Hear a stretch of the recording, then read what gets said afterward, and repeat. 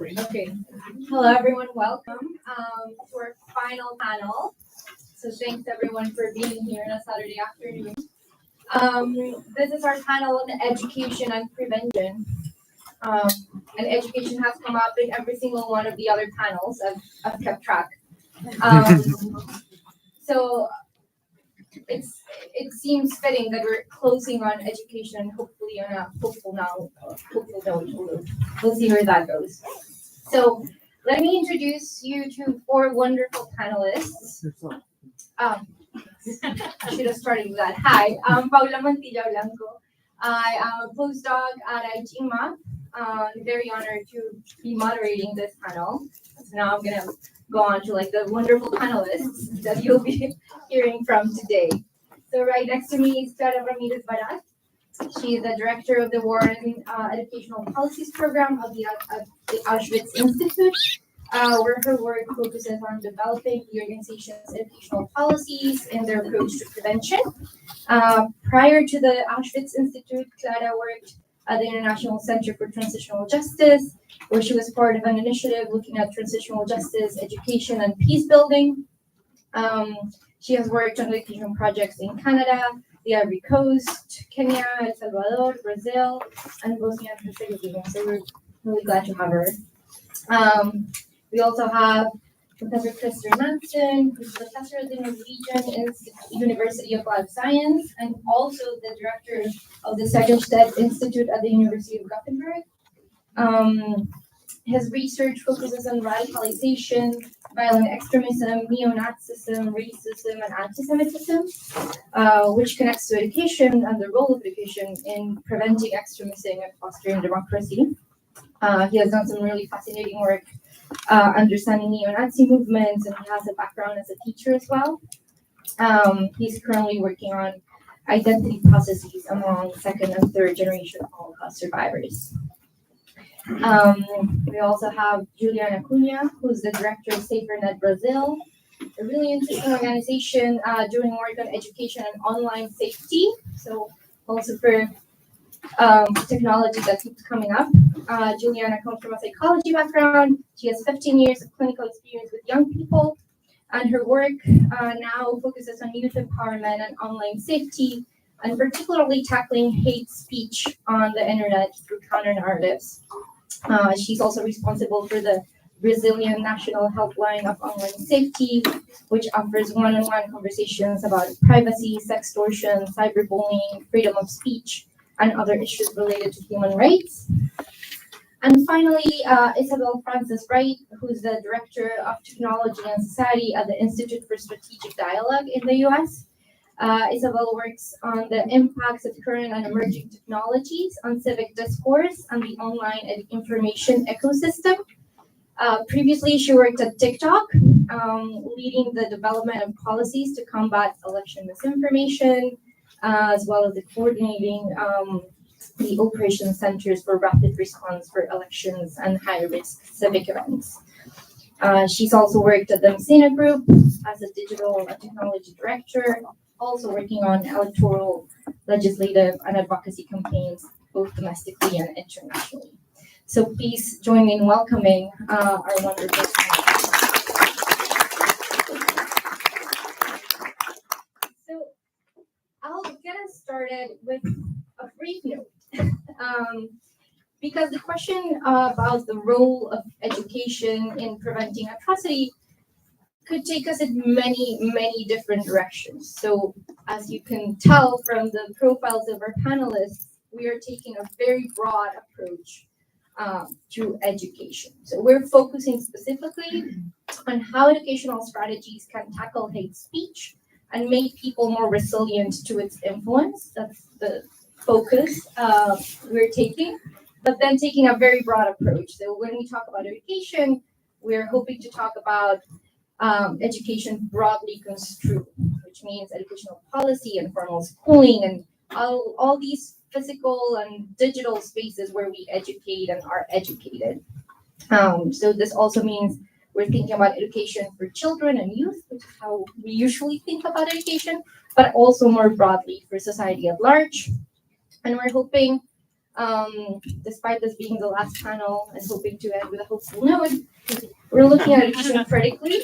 So considering the potential of education, yes, but without romanticizing it. So to echo what came up in one of the panels yesterday, trying to bring complexity into the picture. Okay, so those were my notes on like, what are we talking about when we talk about education? Which brings me to my first question for this wonderful group of panelists. Could you tell us a little bit about how each of you are approaching education? What is education, and what is the current landscape of education and hate speech from this perspective where you're each coming from? Thank you very much, Paula. And before we start, I want to thank the co-directors of IGMAP for inviting me and for being in this conference. It's been very two inspiring, hard, but also very full of learning days. And I also want to say something. This panel, it's also a collaboration because I was a resident fellow here, or a fellow in residence some years ago, and we've already been doing some work with education and prevention. And last time I was here, I met Paula, who is a postdoctoral student, but she has a focus on education herself and prevention. And we came up with the idea of putting this panel together. And that's when we also tried to take on the current issue, which is hate speech, and take it from a multidimensional perspective. So this is a panel that we both created and that we both chosen the people that we invited to participate. There was going to be another person in my position, but that person couldn't make it last minute. So I just want to say that this is our panel, and this is a wonderful panel. Okay, just kidding. No, I just, so I want to talk a little bit from the perspective of the Auschwitz Institute regarding this question. And the first thing is that education and prevention is not a straightforward or like clear-cut relationship. Education can definitely play a preventive role, but most often, historically, it has played completely the contrary role. And if we think about some of the case studies we've been discussing here these days, we can think about how education has been playing in the conflicts that we have been discussing about in all the situations. And as I usually say, of course, this is not the case, and now we have many good examples of education systems, but education systems, and this is also a focus now in the more formal sector, tend to be conservative and adverse to change because they represent a social consensus. So it's always a lowering minimum of what a society agrees on. That's what the kids are going to learn in the school. That's also why non-formal education spaces are so powerful, but they also have their limitations. So when we think, I just want to say that when we think about the preventive capacities of education, there's three things that I think it's important for us to take into consideration, and that relates to the thinking we've been doing at the Auschwitz Institute. And first is that education, it's a way of trying to influence public culture through individuals. And it's a connection between institution, culture, and individuals. So that's the idea of what kind of transformation are we aiming at. So we were talking about accountability.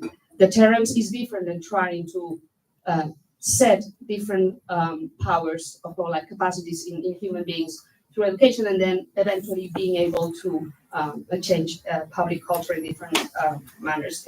This also means that education takes a long time to have effects, and that also the capacity for its preventive capacity, it's not going to necessarily be tested in the moment in which it's being done.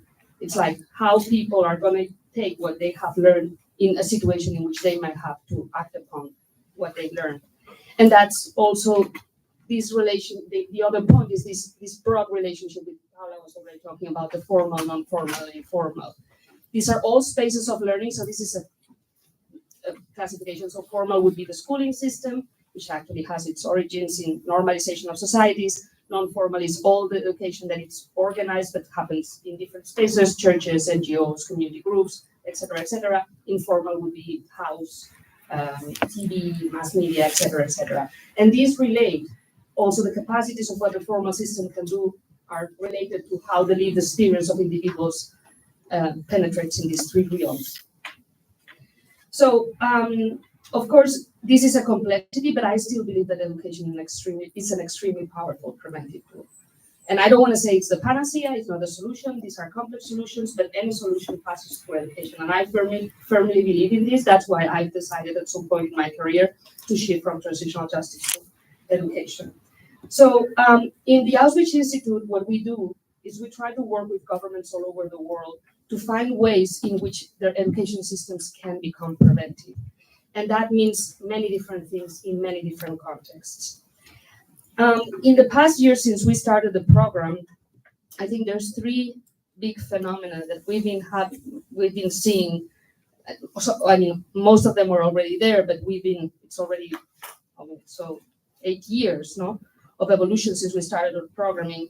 Things that I've been seeing as trends that have shaken the kind of how we started thinking about what we were doing. The first is what we've been talking here. It's the increased inequalities, this dissatisfaction that has been capitalized by populist leaders, extremists, toxic polarization, and this has different manifestations in democratic backsliding. In other places, is more vulnerability for certain groups, more abuses, more conflict, and definitely also in a moment in which we're having diverse phenomena like the COVID pandemic, which for education especially was a very hard hit. I mean, there's societies that haven't still recuperated from having kids outside of school for such long periods. And not only in terms of learning, but emotional, social, emotional relationships, because the school is a place of finding the other. And then another trend that has been already been very much discussed in the rights to education, the right to education community is this privatization of education, which is happening at all levels. And it comes with a devaluation of the humanities. Marta Nussbaum was talking about it in this country, about how humanities were not valued, but this is happening more and more broadly. Like cultural capital is not a guarantee for employment anymore. And of course, the education system needs to be able to help people to have their means of living, but also become citizens. This is also coming with a standardization test, so everybody has to learn the same. I mean, accountability is important. We need to make sure that kids are learning. But this is also meaning that there's very little space for creativity. Teachers have to demonstrate that students are learning and that they are passing through their capacities. And this is also coming with the devaluation of the figure of the teachers. Teachers are badly trained, they don't have resources. I'm talking in broadly speaking, all over the world. We work with teachers that really have to take 3 different schedules because otherwise they don't make ends meet. And then on top of that, now we are having all these movements that are accusing them of indoctrinating their kids. And there's like, filming in the classroom, and how are they going to navigate, and how are they going to do what they are supposed to do as teachers if this situation happens. And this comes in also a moment in which we're seeing the rise of social media and what is this doing to the magnification of this situation, considering also that the younger generations are living in a world that, I mean, we're probably here in a borderline situation. I didn't have a cell phone when I was a kid. I didn't have the internet. But now, like, my niece and my nephew, they communicate with their friends through WhatsApp. There's a completely different also understanding of how relationships, how human relations work. I'm not saying it's for the bad or for the worse or for the better, but it's a completely different change. And of course, disinformation, algorithms, confirmation bias, all the things that have been said here, and that I think some of my co-panelists are going to be able to speak much better than me. And this has led to a situation, an alarming situation of the rise of hate speech all over the world. There's a systematic evaluation that was done by Ipsos and UNESCO some years ago. The trends are really alarming now. I was reading that in India, for example, last year there was also studies about this. It's normalized as a political strategy. And we all know, especially those of us who work in genocide and mass atrocity prevention, that hate speech is one of the risk factors, is one of the warning signs, and that hate speech can lead to violence, and that violence starts with hate speech. And definitely there's been an increase of hate crimes as well. And I'm going to leave it here.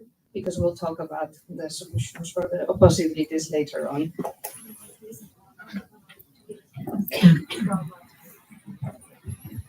Hello. Okay. Hi everyone. I just wanted to say it's such an honor to be here with also such wonderful panelists who I've had the opportunity to meet and get to know a little in the last couple of days.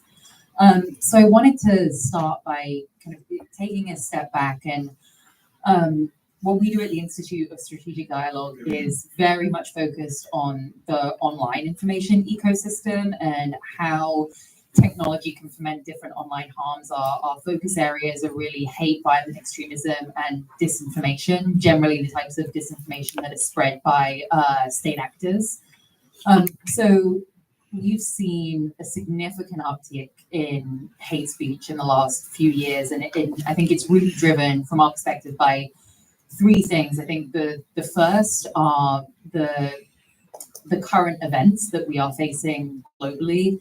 In the first few months of the conflict in Gaza, we saw a 40-fold increase in anti-Muslim hate speech and a 50-fold increase in anti-Semitic speech. And that's something that we've continued to track and monitor, and that we see continuing to get worse. Another piece of this is new technologies. So, AI is a perfect example here. Something that we've always seen is that extremists are very early adopters of new technologies, and they are very adept at using those technologies to be able to better disseminate their own propaganda. Something that we put out some research on last year was we saw a real increase in historical revisionism on X around the Holocaust, and there was a series of videos that had gained a lot of traction where they were recreating.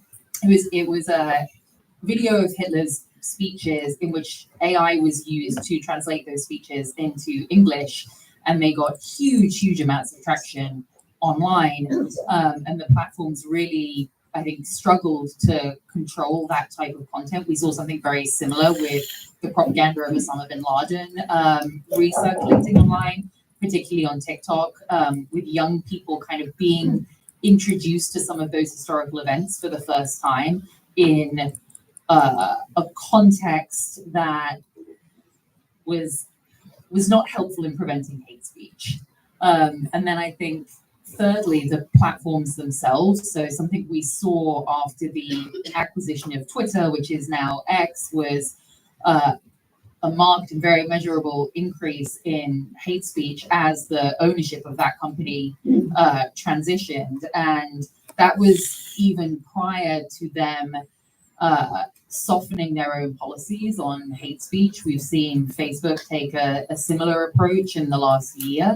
And I think it will be interesting to see what other platforms do, and if they go down a similar path. And something that we have to be very aware of is that social media platforms, when it comes to their ideals, which they often talk about when they are announcing trust and safety initiatives, are incredibly fickle and incredibly responsive to the political environment. I think that's something we have seen now coming into this new administration. And one thing I really wanted to highlight from a prevention standpoint, and it's something that we're trying to think about in terms of how we include this in education, because we're really thinking about education at ISD on a very macro level when it comes to helping people understand the fractured online ecosystems that they exist in, and being able to bolster resilience there.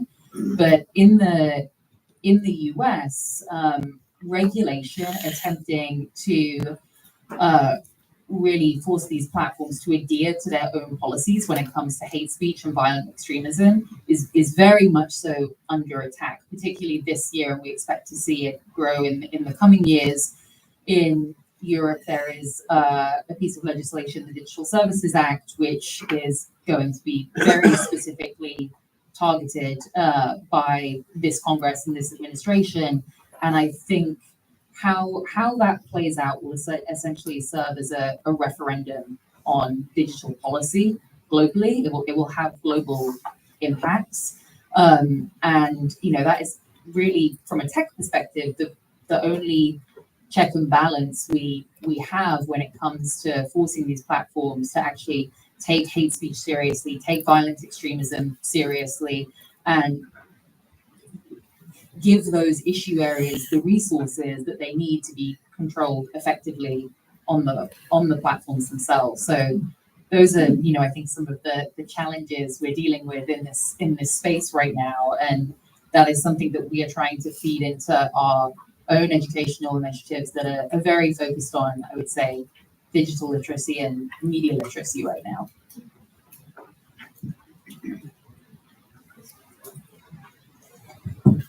Hi everyone.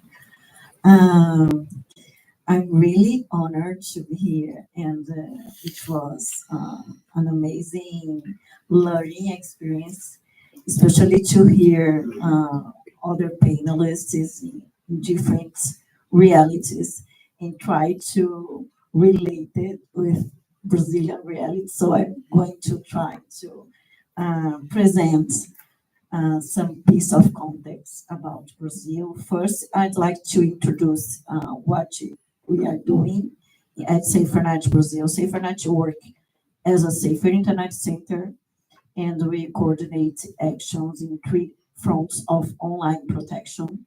First of all, we receive reports related to human rights crimes on internet, content such as child sexual abuse images, but also hate speech, racism, xenophobia, neo-Nazi content, and misogyny content. And besides that, we offer a helpline, a web-based helpline, especially to groups that are living risky factors or risky situations on internet. And in the third front, we coordinate our awareness notes.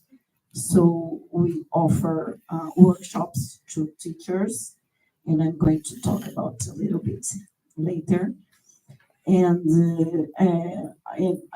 besides that, we run a program to youth engagement and campaigns too. And Brazil, it's a very complex landscape, especially politically. I can highlight some points that I think it's important. We have a democracy that is very recent, a little bit more than 30 years, before the democratization in 1880.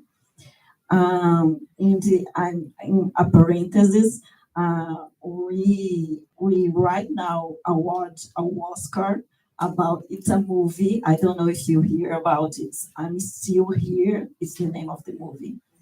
And they award an Oscar. It's about our military dictatorship.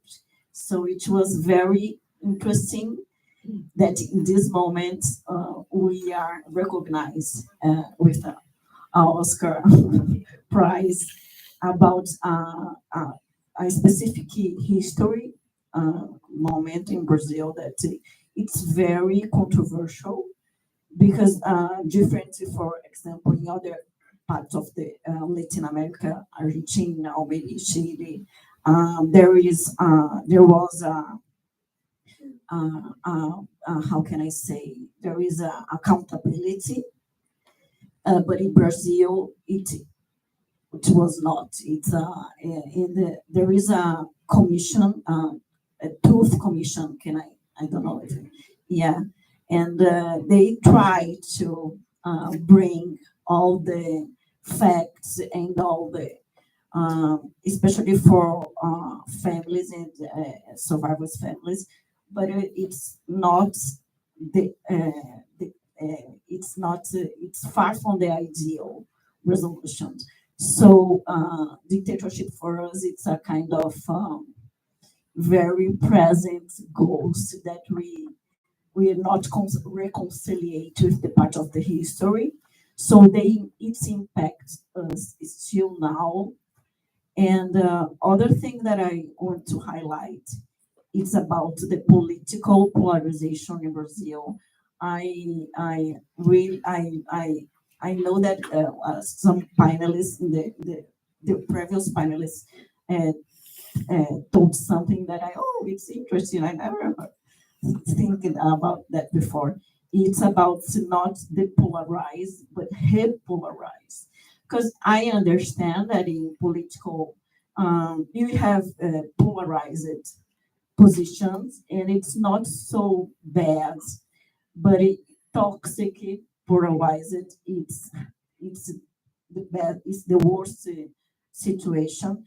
And in Brazil, since 2016, and even a little bit early with the Dilma Rousseff, it's a part of our history that it's very, we are still understanding what happened, but we impeached our president Dilma Rousseff, and after that, years later, Bolsonaro was elected, and in this since then we noticed an increase of hate speech, as Isabelle mentioned, and we related directly with election cycles. So since 2016, 17, there is a significant increase of reported related to hate speech. And what you learn about it. First, it's hate speech has triggers, and election is one of the most important triggers. And one thing that I noticed that, of course, if something happened offline, it can impact online and vice versa. And so what happened is in hate speech in Brazil, that it's a hot topic right now. And hate speech it is used as a weapon to divide society. So what we see right now is that there is impossible situation to keep dialogue about political issues. In 2018, when Bolsonaro was elected, just a personal comment. I have a part of my family, my father's family is part pro-Bolsonaro. So it was a nightmare, and but it's very common in Brazil. Groups of WhatsApp within family, and everyone have to go out of the groups because it was impossible to talk about some issues, especially in this moment. So it's a huge challenge for us to educate about hate speech because of this polarization environment. And I want to highlight the last one thing that I think it's important to talk about Brazilian landscape. It's about the relation in hate speech with schools attacks. Schools attacks threaten in Brazil. Because of course Brazil is not, it's far from US in the terms of schools attacks, but in the past years it's increased a lot. So you have the last report brings that there were 36 attacks against schools in Brazil, but in 2022, in 2023, it was 21. So the majority of the schools attacks. And always when you see the profile of the authors, they are always male and they have extremist beliefs. They are part of online communities, especially in Discords, and Telegram.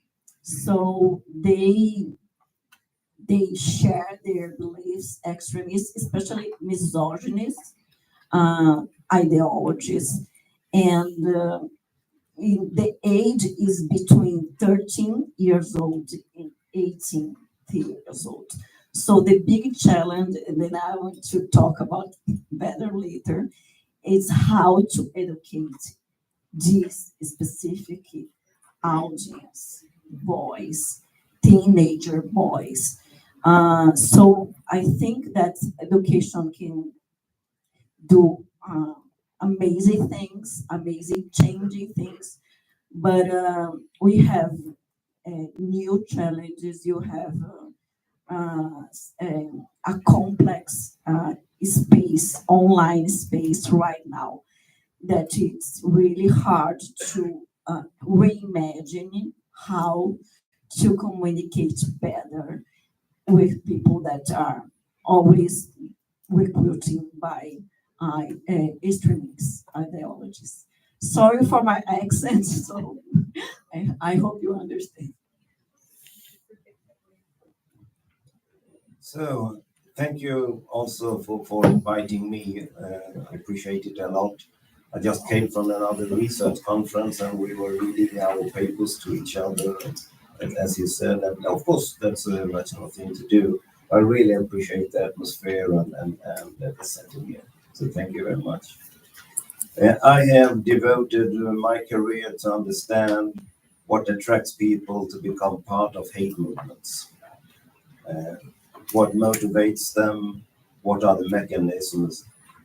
And there is a particular subject position that I have scrutinized for many years that I call the hateful other. The one that hates, but is also hated, is also subjected to otherification. Becoming a part of a hate movement is not only a process of radicalization from within hate, but also in the opposition from those who hate those who hate. Being an academic is really hard. Whenever you think you came up with something new and brilliant, you soon discover that you did not. Someone else did long before. And if there was no one that did it before, it wasn't brilliant. Yeah, but I have a term that I think I have coined, maybe not. But I would say that in the Western world, we have a democratic-centric worldview. A democratic-centric worldview is not taking democracy for granted, but taking it as the norm. We believe that when people are educated, when we have our institutions, when we have a dialogue, people will become Democrats. I'm not so sure. We used to have a coordinator in Sweden for combating violent extremism, and their slogan was, "No one is born extremist." And that is true. No one is either born extremist, nor racist, nor fascist. The problem is no one is born Democrat either. We are born with needs. As human beings, we are born with needs. And we will adhere to those who are able and willing to satisfy those needs. As the little infant, I will gradually learn the language of those who satisfy the needs. As a growing child, those who sees me, comfort me, and satisfy my needs in the community, I will adhere to them and I will speak their language. May it be Swedish, may it be Mandarin.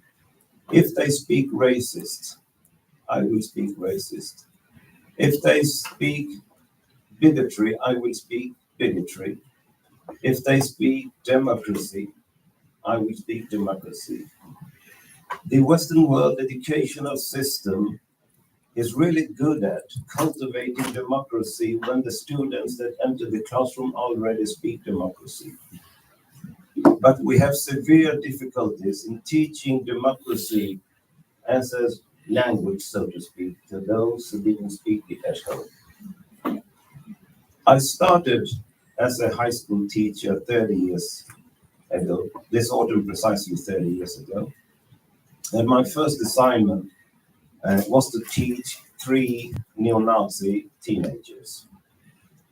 The logic of the educational system is recognizable. Take the green one and give him the hardest kids. So I had 3 active neo-Nazis, skinheads, that had been expelled from the classes and put in a separate classroom in a different building in the fringe of the premises of the school. And the days in that classroom, me and those 3 boys, I mean, they were extremely resilient to any form of teaching.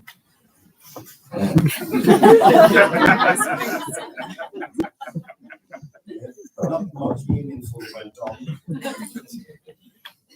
However, there was one thing that they really wanted, and they wanted to take a trip to Auschwitz State Museum. I realized why they wanted to do it, because they wanted to say that they have been there. But this was in the 90s, and it was unheard of with study tours to Auschwitz from Sweden. Today it's very common, but then it was very uncommon. And I can't remember from where I got the idea, but I realized, of course, that these kids didn't learn to speak like this among their peers. They found their peers because they were already speaking like this. So most likely, this is the language they speak at home. So I made a deal with them. What about if you convince your fathers that you have a teaching session with me every Wednesday evening, 2 hours for half a year, and then we go to Auschwitz. And they agreed, and they did it. So for 6 months, I met the boys and the fathers, and I taught them. It was not Hollywood ultra mega happy, but it was teaching, and also including talking about democracy, talking about the Holocaust, talking about also other topics, and it was sort of meaningful. So they did their part. So I had to do my part. So in the middle of the winter, I rented a minibus. I took the fathers and the boys, and we drove all the way to southern Poland, to Auschwitz, to Auschwitz-Birkenau State Museum. We saw the exhibition, and at the end of the exhibition, one of my students, there was a guest book where you could write your greetings, and it was a huge one, and it took a pencil, an ink pencil, and he wrote crossing out all other greetings, Sweden calling. And for the reference, that was a White Power song that was popular at the time. Nobody else understood, but they could see that it was a disgrace that he did to the other. And there was nothing I could do. I couldn't rip the pages out. I couldn't erase what he had written. And he was so pleased by himself. What he had done is what we in sociology call territorial pissing. He left his mark, showing me who is in control of the situation, and I felt like an utterly idiot. What I could anticipate should happen happened. So we got back into the minibus and we drove to Krakow, where we were going to spend the night. And I had rented a cheap hotel in a neighborhood called Kazimierz. And Kazimierz used to be the Jewish quarter. I don't know if you've ever been there. If you've been there today, it's a very posh and nice area. 30 years ago, it was more or less in the state as it was after the Jews have been evacuated in March 1941. So it was an abandoned area. The apartments were still empty. And how I found this hotel. We went into the hotel and I said, let's meet in the lobby in 2 hours. We have to have dinner. I come back to the lobby 2 hours later and I see the boys there, but the fathers are gone. and I see that they are ashamed, that they are embarrassed. For half a year, I have seen these violent, fighting prepared, panzered body, shaved head, military boots, and all of a sudden, I saw the children.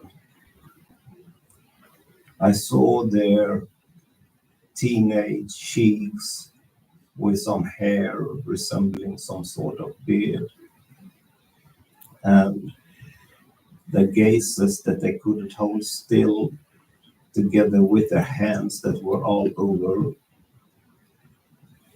And it took a while until I understood what was going on. And one of them said with great embarrassment, "Well, our dads left and they are drunk. This always happens." So we were in a situation of extreme vulnerability. They were ashamed. Something that they had concealed was revealed. And I was so young and so inexperienced. I didn't know what to do. So all I could come up with was to say, well, we need to eat anyway. So let's go and eat. And we went through the empty cashmeres. And usually I don't mind silence. In teaching, silence is very important. When it is silent in the classroom, my students are thinking. But now the silence was unbearable. So I kept talking just to get rid of the silence. And what should I talk about? So I talked about Kashmirs. That used to be a synagogue. That used to be a kosher slaughterhouse. And it was so awkward. But they realized that I did this to ease the embarrassment and also to comfort them in a stupid way. So they started to smile at me. And then they started to talk about themselves, what it is like to be 15 years old without a grade, what it really is like to be expelled from your classroom and put on the fringe of the school premises, that they are afraid that they also will become alcoholics just like their fathers, that they are afraid that they will do to their future spouses as they are seeing what their fathers are doing to their mothers. So, as I was talking about the Holocaust, they were talking about themselves. And all of a sudden, the boy who wrote in the museum stopped, and he bent down and he picked up a stone and he said, "Don't get angry with me now. I don't think Auschwitz was anything particular to see. I mean, I do understand that it did happen, but it was what I had expected it to be. And when I come back home, I will tell my peers that it was all just a hoax." Walking here in Kashmirs, and all of a sudden telling you about my shame and my love and my disgrace for my bruised mother was unexpected. It was also unexpected to see these empty buildings. And I understand that the people that used to live here were driven away with force and they were murdered and they were abused, and that was not right. But when I come back home, I cannot say that, because the only friends I have, they are all skinheads. They expect me to say that this was all just a propaganda tour. I will tell them. I will tell them that you are paid by the Zionist occupation government I will not tell them that my father let me down again. I will say that I went to the bar and got myself drunk on the taxpayers' expenses. But please don't be upset with me when I do this. I have no other friends. When you hear me saying this, say nothing. Just approach me and give me this stone that I now give to you. Give it back to me, and I will remember what I said this evening in Cashmere's, because who you are talking to now is who I really am. But there's no position for that back home. Sissy, racism is not mainly in the mind of the individual. It is there also. But racism is in the community. Racism is in the social setting that surrounds a human being. And as an educator, if you want to change, if you want to prevent hate speech, you must do better than pinpointing the individual racist mind, because there's not the problem rooted. You must have an idea how to address the society within your education, to see your classroom as an excerpt of the society and address the racism in the society without single out the racist mind in the classroom. I have interviewed so many neo-Nazis. I spent so much time with them, and they all have such bad memories of their schooling experience that when I asked them about their upbringing and when I try to understand the radicalization process, schools always played a negative role, sometimes a crucial role, sometimes a less crucial, but always a negative role.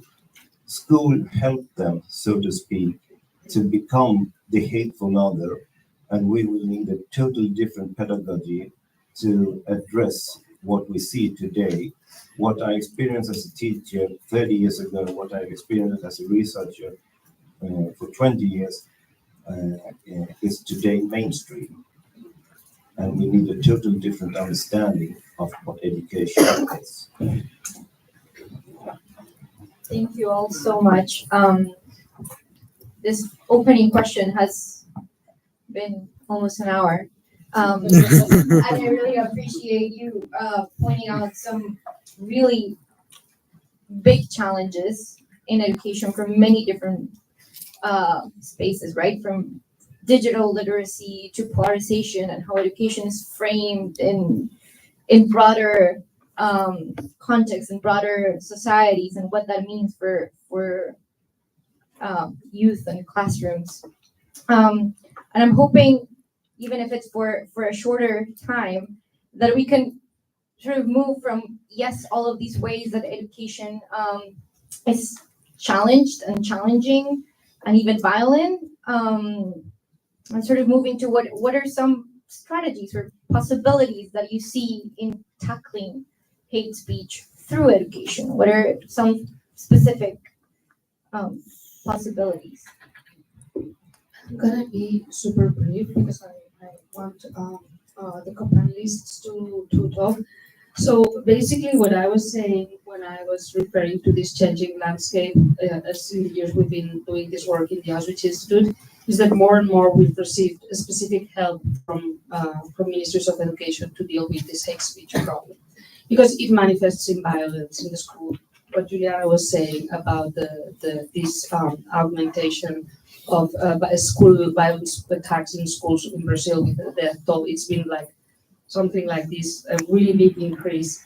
And this is a very specific type of crime, also related to what Chrisa was saying in terms of how much the school can become an oppressive person for those that are not normalized within society. The only thing I want to say here, and it's also something that was mentioned yesterday in some of the panels, especially the one from Bottom Up, is this idea of how can we teach to tolerate, respect, and then value. And it's very important to understand that these are very complex interventions. And I think that your story, it's also manifesting this. It's not just about a curriculum change, it's about cultural, like it's about school interventions that communicate with the community, a curriculum that makes sense and that it's relevant and that doesn't victimize. I think we still need to develop more pedagogical approaches to do this. It's not just the traditional human rights citizenship, global citizenship, new environment. I mean, all these XXX like different types of educational specializations, which is about giving the capacity for people to understand and analyze what's going on, but then also resources to counter and to have an alternative, as we were also talking in this idea of repolarize and kind of like understand other ways of approaching the world as individuals. There's many interesting things about how to make these people make people understand what is stereotyping, why we do it, like group behavior, the importance of social norms, like this permeability that there is between the different realms. So there is a formal schooling system that is telling you something completely different than what you hear at home, and of course what you're experiencing in your home. And we were also talking about this structuralized homes in some particular cases. And also the idea that this is something that has to involve the whole school. Elena was telling yesterday, it's not about what it's taught, but also how it's taught. And the idea of how the teacher conveys this to the classroom. This is what we've been doing a lot in Brazil. And one of the most interesting things of kind of like an unexpected result of the project that we developed there was the change in relationships between teachers and students, precisely seeing each other as individual, and then starting the possibility of the conversation. And of course, for these things, I also think there needs to be norms, there needs to be protection for victims of this kind of abuses, and there also needs to be restorative possibilities and psychological assessment. So these are big interventions. Like it's not just one bullet that is going to solve the problem. And this is something that has to be part of the understanding that it's not just about releasing another guidelines of how to pedagogies to prevent hate speech. That this is a very complex, layered phenomena that takes into account several aspects.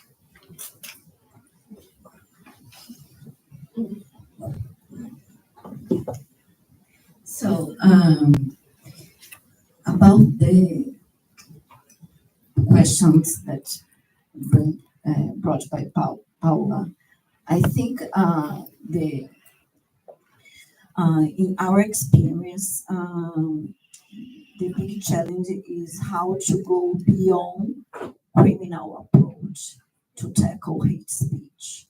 That's the thing that we need to think more creatively and innovative, because the debate in Brazil is centered in criminal justice, and it's important for sure, but it's not enough to change, especially young people minds, and we have a gray area. It's challenging to define what is hate speech. We are, for example, we have legislation for racism, LGBT phobia. There are legislation, but there are some types of prejudice that don't fit in this kind of legislation. And what we can do? So I think that approach that focus on youth empowerment, participation, and especially how to reward content in internet, because I think that internet is today is the most territory to battle. It's a battle territory, but of course, if we want to tackle, we have to invest in offline spaces. So I don't think that, we have to go online, you have to, of course, we did that. We have a project that is a creative lab that rewards young creators. We offer scholarship for them to create content that can be inspirational. Okay, it's important to reward creators, especially from minority groups.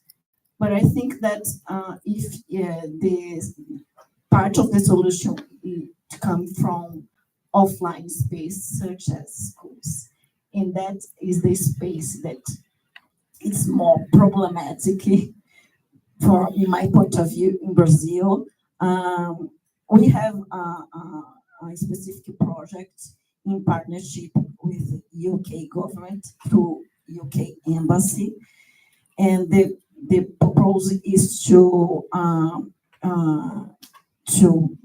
offer support for teachers to implement curricular component related to digital citizenship and media literacy. And it's very interesting because, of course, in Brazil, teachers are burned. They are exhausted because they are in the front line of the problems, the inequalities in Brazil, violence, all of sort of problems. But I think that we are demanding a lot from teachers. And one thing that Christian told, it's important to emphasize.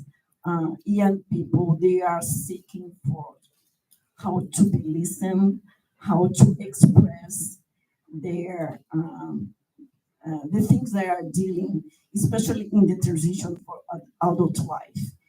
And they are encountering this, they are find this in online communities. So that's why this space is only space for most of them, especially young boys that are not fitting in mainstream norms, for example. In one parenthesis, I don't know if you are aware, but in Brazil it's kind of trendy. It's a Netflix web series, Adolescence. It's about a boy that is struggling with the same problematic situations that we find in online community groups. And it's about homicide. So we think that the schools is the space, but of course the situation now is not so good for this kind of investments. But we notice, for example, you have wonderful educators, but it's only a small portion of a biggest. Brazil is a huge, it's a huge country. So what we're going to do, not only to the strategy, it's not only to address into capacity building for educators, but especially a methodology that it's a peer education. We trained young people to develop, to run education activities in public schools. And I think it's an interesting strategy because, of course, we are working in schools, but we are working in a different format. And it's very interesting because when you put a young person talking about online risks or talking about online safety to young students, the communication between them, it's much better. So it's different. For example, I'm Juliana, a psychologist, I'm a teacher, and I'm talking about all the stuff that are dealing on internet. But if you put some young people, they identify, there is an identification, and it's more open to dialogue, to conversations. So I think it's a promising way to develop peer education methodologies, and of course to use language that is more interesting for young people, because what they consume on internet, short videos, meme, humor. So I think you have to work in language, to work in how to communicate, not only what to communicate, but the way young people consume information. Briefly respond, Isabelle, to some strategies, and then we'll take questions because we want to run out of time.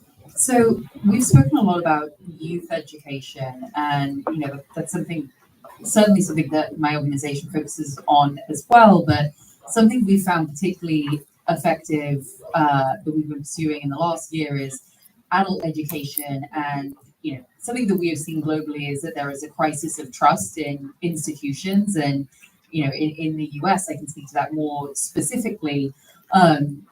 Whether it's government institutions or mainstream media outlets, a place we have found there is still a good degree of trust is between employees and their employers.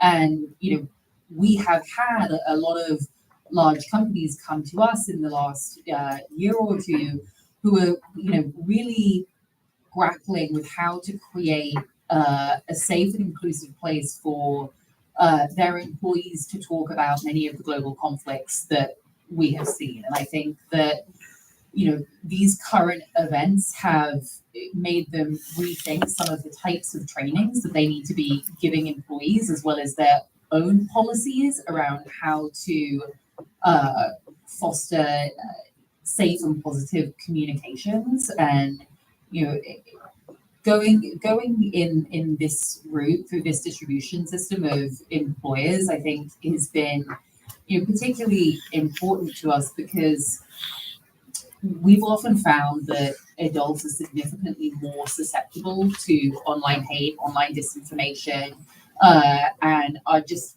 less savvy about the ways that they may be being manipulated on an online platform than a young person. So finding the right distribution system for those constituencies is incredibly important, something we're very focused on.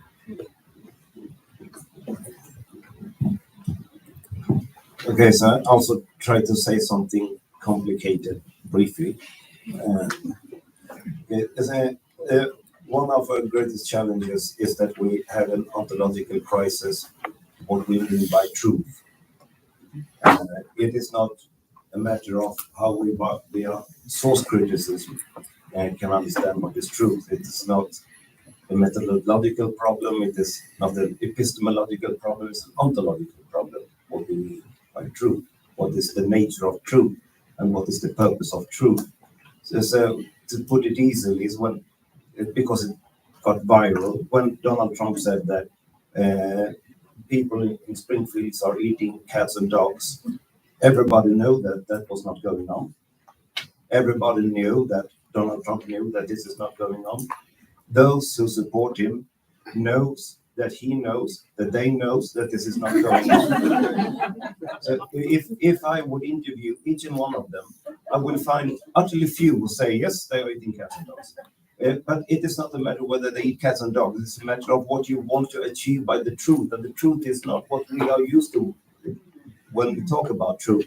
So when we say that we have a rise of conspiracy theories, that is true to an extent, or rather it is true, but the reason is not that people are more prone psychologically to conspiracy theory. The study of conspiracy theory has usually been done in history of ideas or in psychology, understanding who are prone to believe in conspiracy theories.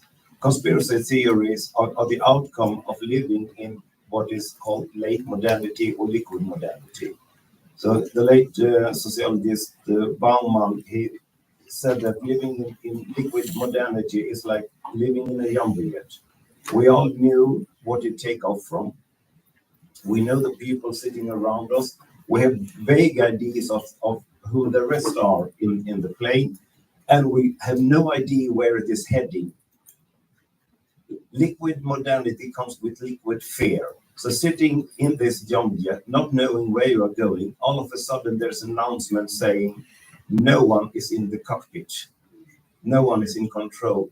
Living in the world of today is to feel that we are not in control of our own destiny any longer.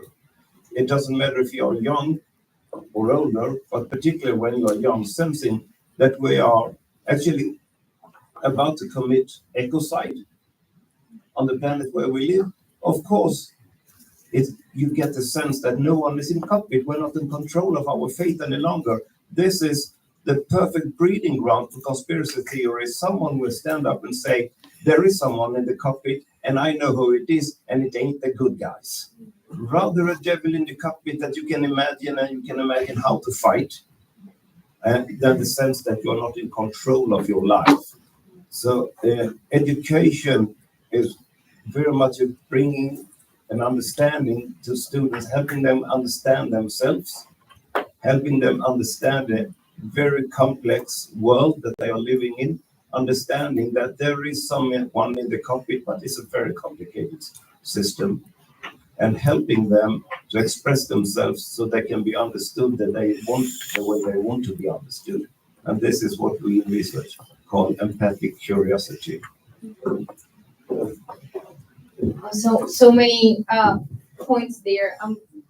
I'm curious to see where you all take it. So, any questions?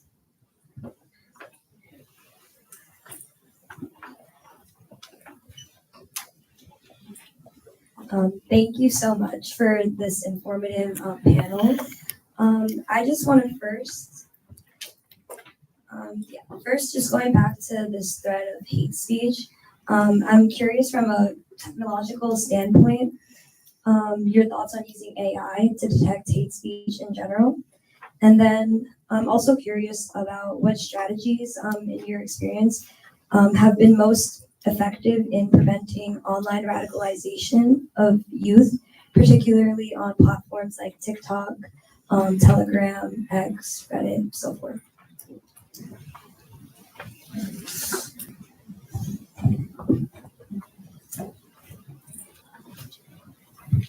So taking that piece by piece, when it comes to using AI to detect hate speech, I think it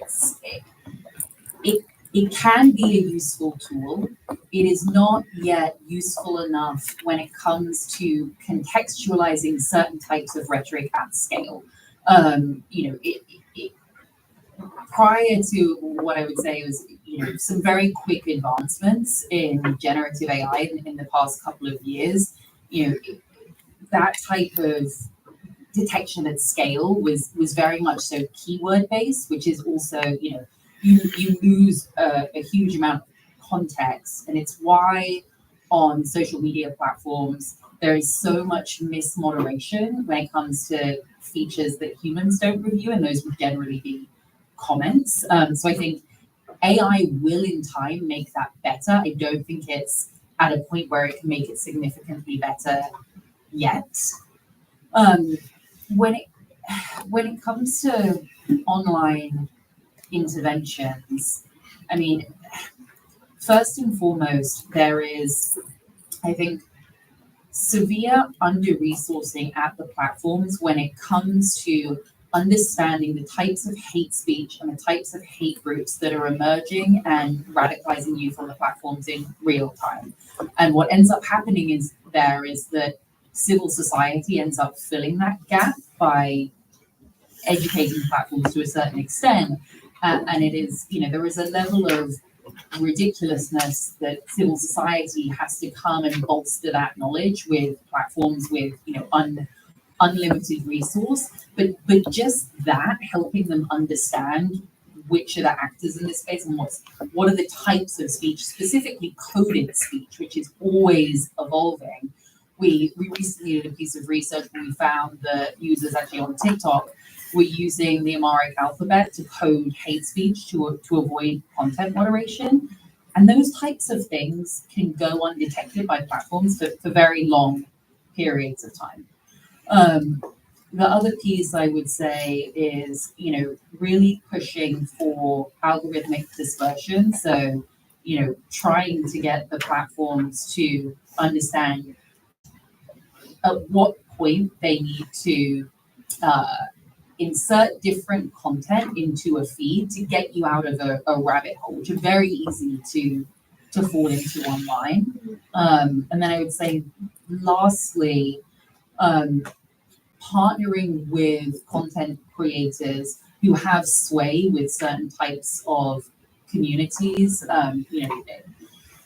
Young boys are particularly at risk of this, and they look to a very specific group of influencers, and there are some that are, I would say, very far down the rabbit hole who will never partner with you and become advocates for you. Nick Fuentes is an example of this, but there are some who are kind of more middle of the road who you can reach out to and you can have them help with interventions. I just like to add a little on this.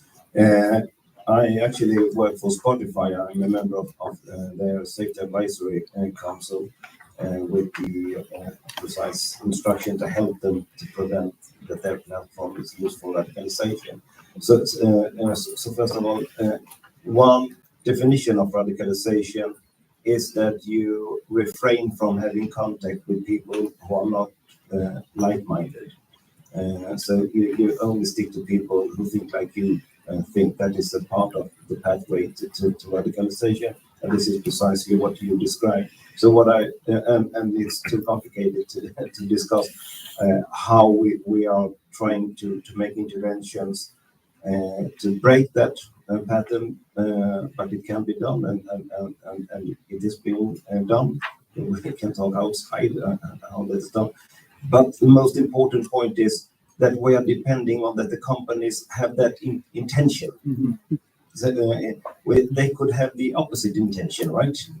These platforms, whenever I see that, they are so extremely powerful propaganda instruments if they are used with a bad intention. So we all have to be involved in discussion and advocating for this good intention, or for else we have even bigger problems, and we are going into that direction, obviously. Yes, thank you very much. I really appreciate the fact that you, Kristen, were describing about the fact that education is not just a matter of the institution, but it's an environmental thing. And if around they speak racism, I learned to speak racism. So in these 2 days, I heard a lot of AA talking. So in this case, is anonymous activist, self-conscious session, I guess. And so I'm trying also to do this in my field, this education. So what about if we are not able really to speak democracy, for example? Because, and this is a takeout also from the previous panel, I don't really think that democracy is about fair competition or healthy polarization. What about if this is the message that we are conveying instead of cooperation, for example? Instead of power of people. I mean, I don't know if because I studied ancient languages, but democracy etymology means power of people. So it's a matter again of horizontality and of, so what about if we are speaking the wrong language as well, thinking that we are teaching and speaking democracy, but actually we are reproducing the same system. So what's the point to teach a mild competition or a mild polarization? I don't want that system, because this system is bringing violence into society. So can we do an effort, or is it possible to do an effort to redirect the situation in terms of cooperation and horizontality, in your opinion? Thank you. Very good question. And the previous panel partly answered that question. I think they had great points there. Meeting across the lines of the toxic polarization, I think, is one component. I just wanted to say that for almost 15 years, I was involved in training Russian historian teachers. They were all trained in Soviet Union, and all of a sudden they should teach a totally new curriculum. They were not allowed to talk about the atrocities of the 20th century, and now they should teach it. And I was there to teach them about how to teach the 20th century atrocities. And there are two observations that I did there. So in the teaching tradition that we all belong to comes from the American pragmatism and Dewey, and this is, so I always ask them to interact with each other when about sensitive topics, and they looked at me, are you crazy? Should we talk to each other? You are the professor, you should talk to us. But if you have been living in a system where you have one language in your family and a different language at your work, it was literally lethal to talk about what was going on in the country publicly. So they were not ready, not prepared, had no experience in talking to each other about these matters. But we made some progress. But what's also going on simultaneously is that those seminars that we had for 15 years, they were a bit more restrained from year to year. So, okay, now it's a little bit sensitive to talk about the Chechen War, don't mention it. Now it's a little bit sensitive to talk about the Soviet execution of Polish officers at Katyn. Let's not talk about it. So Timothy Snyder said, one thing we shall not do is adapt in advance. We have to use our democratic voices and not anticipate what it will be like tomorrow. We must speak our minds as we would like the world to be.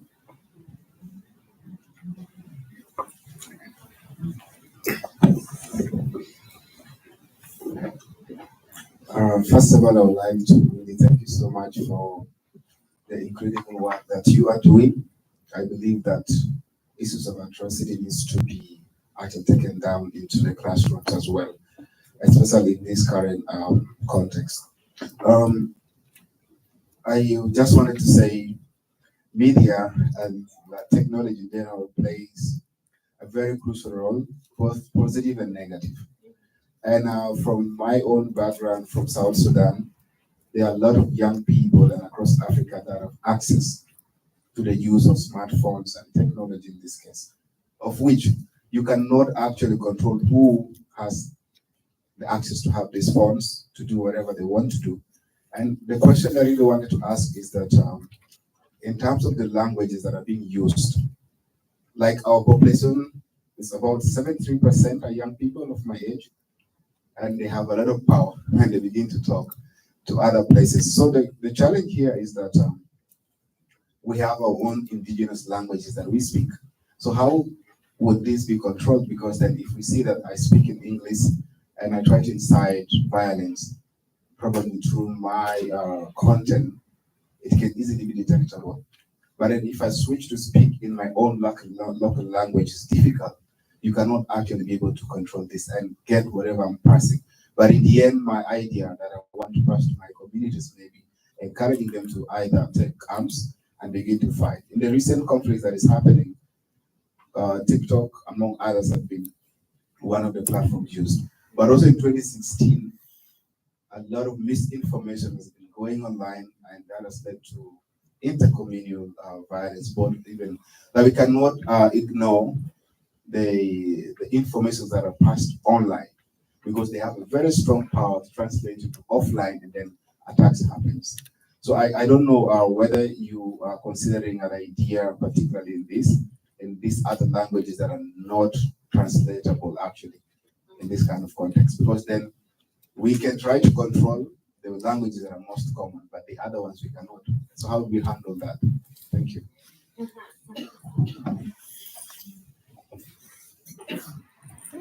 So just a quick clarifying question. When you say control the kind of more less broadly spoken languages, do you mean the moderation on the platforms? Okay. So there isn't an easy answer to this. The ultimate answer to this is platform regulation. What all platforms have displayed is that they prioritize the markets in which they make the most profit. And because of that, what they do is they prioritize moderation in those markets. And if you look at the language diversity that exists within moderation of content platforms, it is truly horrifying. Often you will have one moderator who is moderating content from 5 different countries where the languages spoken are not a language that moderator speaks.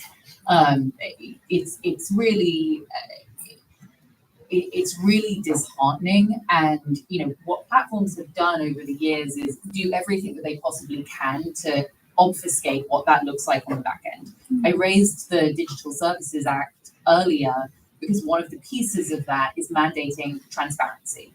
And what happened when the DSA started coming into effect was it forced the platforms to release numbers in terms of what languages moderators spoke. It also forced them to admit how often they had used fact-checking partners in different countries. Because often they talked about how many fact-checking partners they had, but when you actually looked at the numbers, it turned out they'd used that fact-checker twice in the space of a year. And what that transparency forced was for them to clean up their act in those specific regions. So what I am saying essentially is that the platforms will not do it themselves. There has to be an outside force that compels them to do so. And the more tech regulation that comes into force around the world, the easier that will become. Sorry if that was a bleak answer.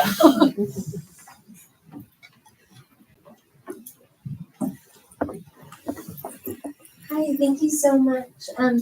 I was curious about a bit about the alternative and innovative pedagogies that you're talking about. I'm studying Holocaust education in New York State at the moment, and one of the things that I'm doing is interviewing social studies teachers. And even though these teachers have this goal of atrocity prevention and social transformation, they're really struggling with connecting with their students in ways that the students perceive the content to be relevant. And so as such, they're having these issues with pedagogy because the traditional pedagogies that they've been using aren't really working anymore. And there's an argument that they haven't been working for a really long time. So I was curious if there are any specific alternative pedagogies, maybe like peer education, those kinds of things that you see having more relevance for students and therefore being more effective. Thank you. I don't have a microphone.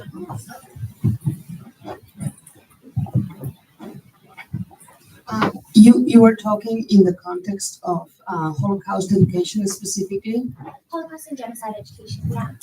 No, because I mean there is an issue here that relates to the relevance, which I think is one of the most important things we are learning when it takes about engaging young people about these topics. And of course, there's a fixed curriculum about the things they have to teach because that's what society thinks that our young population needs to learn. And then there is also the fact of how this resonates or this makes sense for things that they are going to be using in a world, again, in which they don't probably understand memory, like using memory or having so many data in their heads as we did. No, it was more the encyclopedic learning. I think that we need to be questioning all the time the pedagogy, the pedagogies that we are using, and this is what I think Elena and I do, in the terms of like, I think we need to do better. But there is a lot of good evidence of many strategies that work, like the peer-to-peer education one, for example. It's very powerful, precisely because of this idea of young people talking to young people, and this is also very much related to the project pedagogy. The idea of giving the space for young people to embark in a project in groups, that it's going to make them do a research process that will lead them to then create something either a podcast or an artistic contribution. I mean, all that has to do playing with different forms of expression, arts,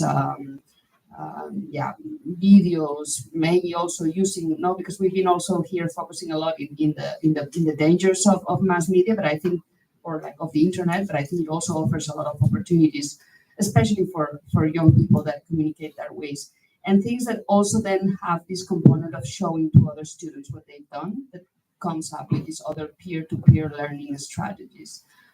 I mean, we can discuss much more, because in the case of Holocaust education, there's many other dimensions of why this is becoming more difficult for teachers to engage too.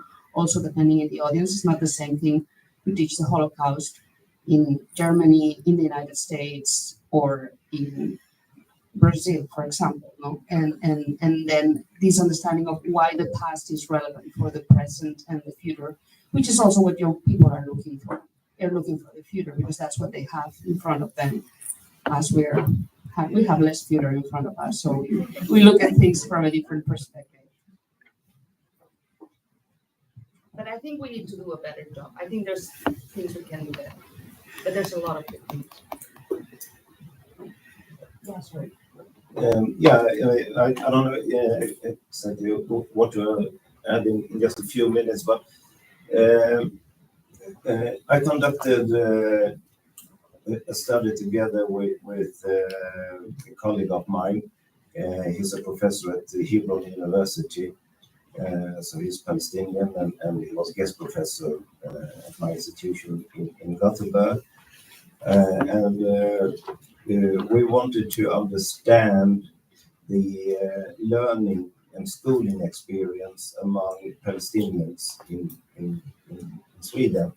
And one of the topics was their experience of Holocaust education. He interviewed them. It was precisely 50 of them. He interviewed them, and he could interview them, obviously, in Arabic with the Palestinian dialect, and they were comfortable to talk to him in a way that they would not have been if I would have interviewed them. And the result was that they were very reluctant to learn about the Holocaust.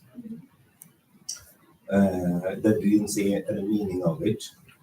But it was very much related to their sense that the Palestinian cause and the Al-Nakba has not been taught or addressed. So they said, if we could talk a little bit about that, we don't mind learning about the Holocaust. It seems that we are left out from the learning experience. And I think that was a just conclusion of the study and a good advice to teachers. If you're teaching in these conditions, you should. Now we are teaching the Holocaust. Later we'll teach this that is important to you. At the end of the day, feelings are the messages from the soul of unsatisfied needs. And all needs cannot be satisfied, but all needs have to be validated. I, as a teacher, must validate that I see your needs. And if your needs are unreasonable, I have to guide you to find better needs. But if I don't validate your needs, that will impair my ability to conduct teaching. Okay, I think we have time for one more comment if you want to, or if you're ready. So thank you, everyone. I think a good panel is one that leaves us with more questions than answers, and I think that's definitely the case. So please join me in thanking our wonderful panelists.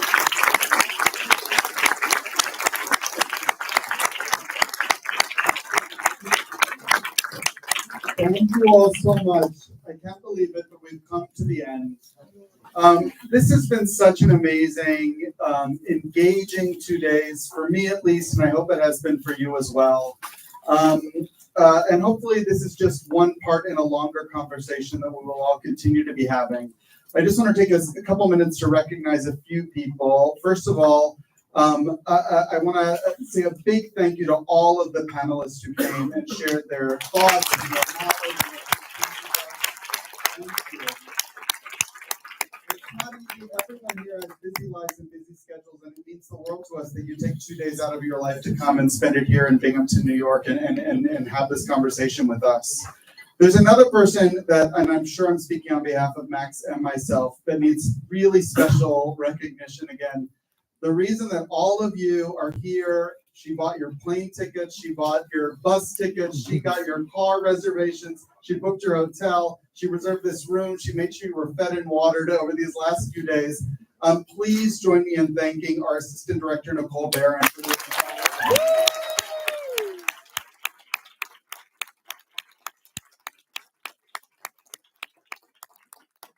And Nicole asked me specifically to remind you all that on the back of your program is a QR code, and we would love it if you would go to scan that code and fill it out and give us some feedback of your experience so that we can continue to improve Frontiers of Prevention as we do this every year in the future. And hopefully you'll continue to be joining us there.